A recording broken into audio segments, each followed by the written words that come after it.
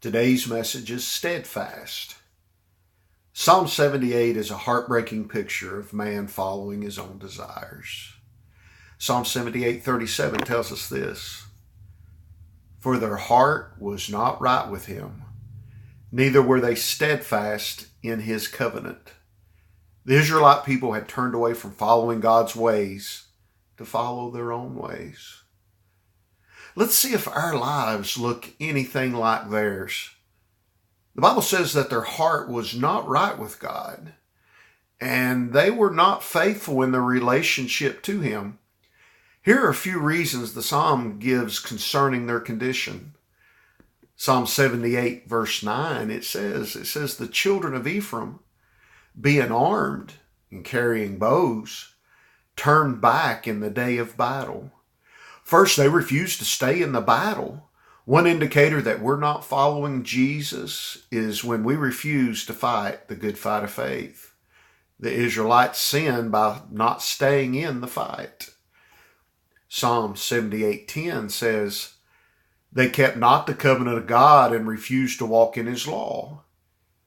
Their destruction started with their cowardness, and then it grew into rebellion. A second clue that we're in the wrong place is when we refuse to follow God's instruction. Psalm 78:11, and forgot His works and His wonders that He had showed them. That led the people to forget what God had done for them. The people forgot that God Himself had saved them from certain death. Psalm 78:22, because they believed not in God and trusted not in His salvation. Verse 22 tells us that God was furious with them. And do you want to know why? Because they didn't believe and they didn't trust God. Now, here's what it took to get their attention. Psalm 78:34. When He slew them, then they sought Him, and they returned and inquired early after God.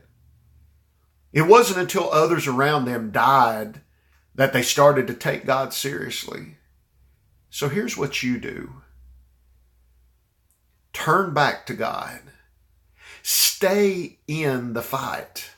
Follow His direction. It is in His ways that you'll find life.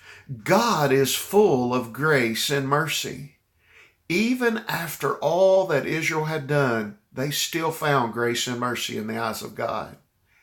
So here's your truth to take with you. It is in Psalm 78:72. So He fed them according to the integrity of His heart and guided them by the skillfulness of His hands. May the grace of the Lord be with you.